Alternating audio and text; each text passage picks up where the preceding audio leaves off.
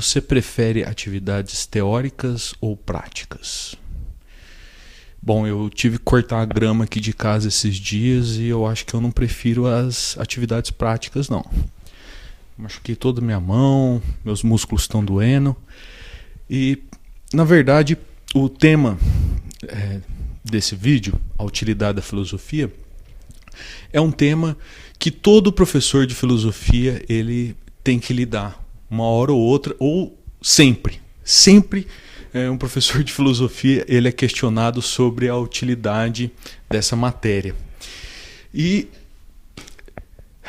ficar chateado com esse questionamento é ter um destino ruim.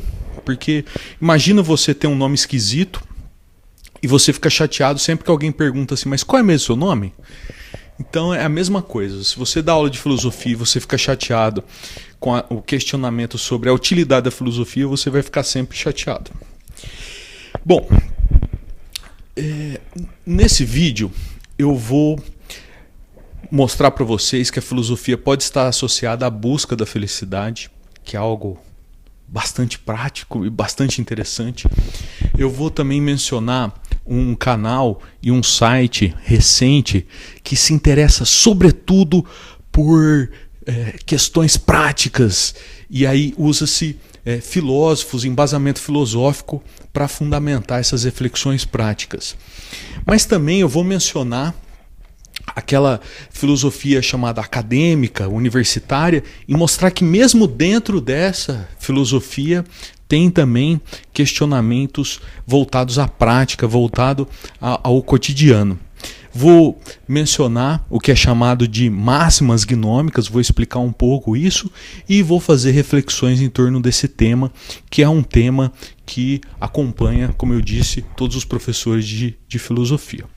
Bom, eu vou começar mencionando este empreendimento, né? School of Life. Tem um canal com esse nome, tem um site. Quem organiza toda essa corporação é um professor de filosofia inglês chamado Alain de Botton. B-U-T-T-O-N. Botton. Alain de Botton. Vale a pena pesquisar esse nome quem tem interesse em reflexões filosóficas voltadas à prática. Este filósofo começou a sua trajetória com um livro chamado As Consolações da Filosofia, que é um livro inspirado em uma obra filosófica do período medieval que tem o nome Consolação da Filosofia, cujo autor é Boécio. Mas essa obra do Alain de Botton, ela aborda 6 filósofos relacionando as reflexões e a vida desses filósofos com questões práticas. Ele menciona, por exemplo, Sócrates e a impopularidade, porque o Sócrates ele foi condenado à morte. E como ele lidou com a impopularidade? É uma questão prática. Ele menciona Schopenhauer e a reflexão sobre o amor. O amor não é prático? A gente não se importa com o amor? Então, tem um filósofo que se debruçou sobre essa questão. Ele menciona Montaigne e o questionamento sobre a inadequação. Ele menciona Sêneca e as reflexões em torno da ira, como lidar com a ira. Ele menciona Epicuro e as reflexões de como vamos lidar com a falta de dinheiro. E Epicuro complementa. O Epicuro é um dos filósofos principais que trata da questão da felicidade, né? E ele fala que é importante para a felicidade a companhia dos amigos, uma vida simples. Mas continuando ainda sobre essa obra do Alain de Botton, ele menciona também Nietzsche e as reflexões de Nietzsche de como lidar com as adversidades da vida. Então, o primeiro exemplo, que na minha opinião é um dos melhores exemplos que eu poderia dar, é esse filósofo contemporâneo, Alain de Botton. E olha só, filósofo contemporâneo, filósofo não é só da antiguidade, não, tem filósofos vivos, tratando de questões clássicas, mas também tratando de questões contemporâneas. Então Alain de Botton é um grande nome e esse empreendimento dele chamado School of Life. E aí essa imagem que vocês têm aí, School of Life Brasil, é porque nós temos uma filial aqui no Brasil. Então esse Alain de Botton andou transitando por aqui.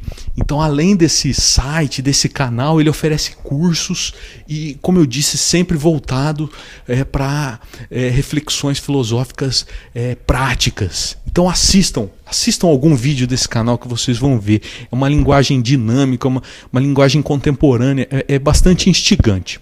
Então, comecei então falando do canal, e agora eu vou ampliar o entendimento, né, das pessoas que estão começando a estudar filosofia.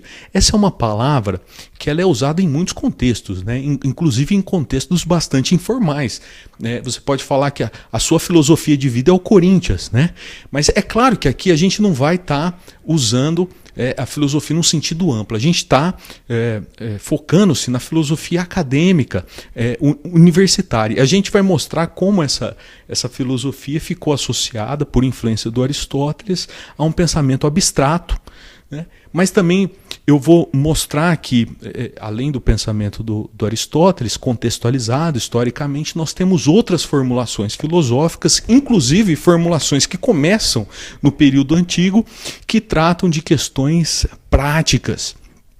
E no final dessa contextualização, a gente vai fazer uma reflexão sobre se quem se dedica à filosofia é melhor do que quem não se dedica à filosofia. Bom, eu falei para vocês que a filosofia ela tem diferentes significados, e esse questionamento voltado à prática inicia-se antes mesmo do surgimento da filosofia. Então, foi incorporado no que nós chamamos de filosofia essas reflexões, mas elas não aparecem com a filosofia, né? Essas reflexões práticas de como viver melhor. Eu vou mencionar aí dois pensamentos que surgiram antes mesmo do surgimento da filosofia, que são pensamentos extraídos de tragédias gregas e comédias. Um deles diz o seguinte: alguém pode parecer tolo se falar sabiamente a um ignorante. E olha outro: nossos bens são tão valiosos quanto nosso discernimento em empregá-los. Olha só, essas reflexões parecidas com provérbios que nós temos no Antigo Testamento é bastante antigo, e isso foi incorporado na filosofia. Né? Mas assim, eu coloquei esse GIF para vocês refletirem se a gente só deve se ocupar com atividades práticas, né? Eu fiz um questionamento no início do vídeo se vocês preferem atividades práticas ou teóricas. Nem todas as atividades práticas são louváveis, né? Olha só nesse GIF aí, reuniu ali vários profissionais para fazer uma coisa prática que é superficial, que é sem sentido, né? Então, nem tudo que é prático é algo que tem sentido. Se a gente pensar, inclusive, na natureza humana, a natureza humana é voltada para empreendimentos relacionados ao conhecimento, relacionados à reflexão, à introspecção. Então, fazer algo que não seja prático talvez seja até natural do homem. Quem pode fazer coisas práticas são animais, são máquinas. A gente pode lidar com coisas que não são exatamente práticas, aplicáveis, mas são louváveis. Olha só o que diz Aristóteles, por exemplo: todas as outras ciências são mais necessárias do que ela, mas nenhuma a supera em excelência. O Aristóteles está dando uma resposta para aquelas pessoas que acham que a gente deve se ocupar somente com coisas práticas, com coisas úteis. Ele fala assim: olha, tem muitas coisas úteis, mas nenhuma é superior à filosofia. Né? Mas, como eu disse, essa não é a única visão sobre filosofia. Inclusive, a filosofia ela pode ser estudada de diferentes perspectivas. Né? Pode ser estudada de uma perspectiva histórica, ela pode ser estudada de uma perspectiva temática, de uma perspectiva interdisciplinar e de uma perspectiva terapêutica. A que vai interessar a nós aqui é a terapêutica, justamente. Porque é aquela filosofia que está preocupada em como tornar a nossa vida melhor. Né? Mas eu queria deixar claro para vocês que mesmo dentro da filosofia acadêmica universitária, tem esse tipo de filosofia, essa abordagem terapêutica, mas existem outras abordagens. E se a gente ouve falar pouco da abordagem terapêutica é porque existem muitas elaborações filosóficas. E algumas são, de fato, teóricas, conceituais, reflexivas, e outras são voltadas para a prática. Bom, como eu disse, a gente vai se focar na terapêutica, que é uma abordagem mais prática, e dentro dessa abordagem, né, terapêutica, nós encontramos as máximas gnômicas, também denominados de aforismos filosóficos. Como eu disse, esse tipo de construção voltada para como viver melhor, um tipo de reflexão voltada sobre como viver melhor, surge antes mesmo da filosofia.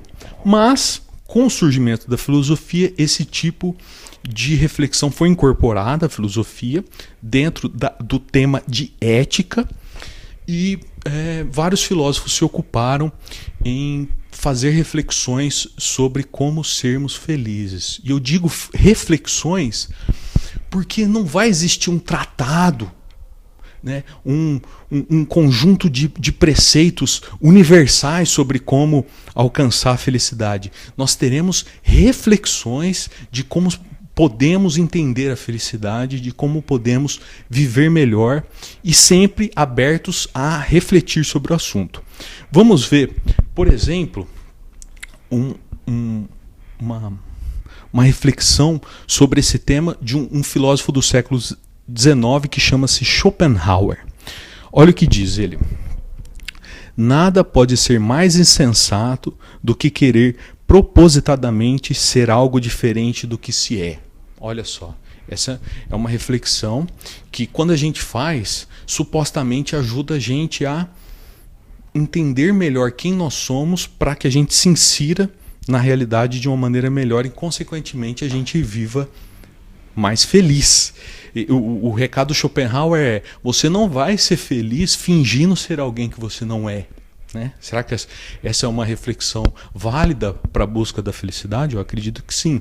Outro pensamento do Schopenhauer: 9/10 da nossa felicidade devem-se exclusivamente à saúde. Olha só, um filósofo consciente de que a felicidade tem vínculo com a vida prática, não somente com a vida intelectual, com a vida filosófica, mas também com a vida voltada à natureza, à alimentação, a cuidar do corpo, da saúde, né? E embaixo nós temos um pensamento de um filósofo também do século XIX, que chega até quase o início do século XX, que é o Friedrich Nietzsche. E diz o Friedrich Nietzsche: falar muito de si pode ser um meio de esconder-se.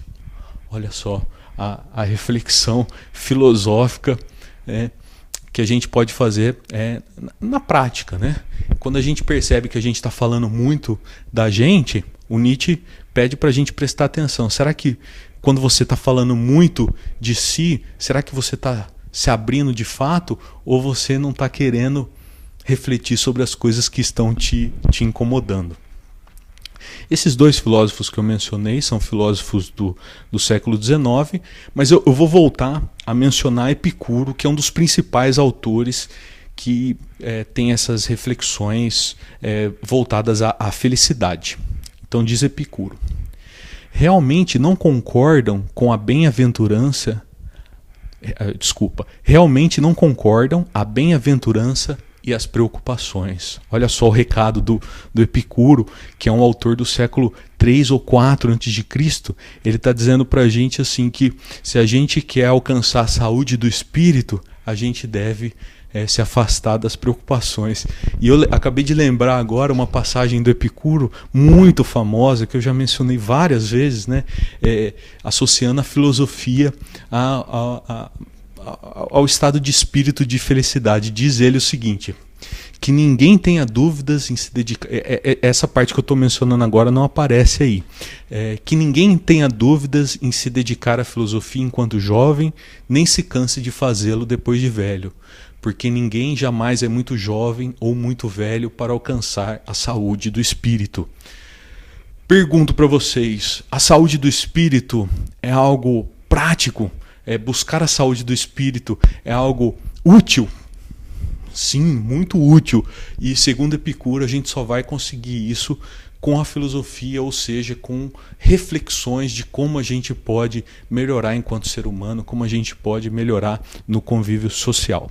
Mas mencionando as outras passagens que tem aí. Tem de saber-se extrair pelo raciocínio conclusões concordantes com os fenômenos. Então olha só o Epicuro justamente chamando a nossa atenção para a gente não ter uma vida totalmente especulativa, dissociada da vida dos fenômenos, da vida prática. E ele continua: deve servir a filosofia para que possas alcançar a verdadeira felicidade, que é praticamente a mesma coisa que diz aquela outra passagem. E agora, mencionando um outro autor da antiguidade, que não sei se vocês lembram, mas quando eu disse do livro do Alain de Botton, eu já tinha mencionado o Epicuro, já tinha mencionado Nietzsche, já tinha mencionado o Schopenhauer e já tinha também mencionado o Sêneca, que vai aparecer agora. Olha só, o pensamento dele diz o seguinte: toda a vida é uma escravidão. Olha só, é uma análise que nós estamos submetidos a muitas coisas, né? E aí ele continua querendo dizer o seguinte: queixe-se pouco, console-se muito. Se a vida é uma escravidão, então o que vai adiantar a gente ficar reclamando?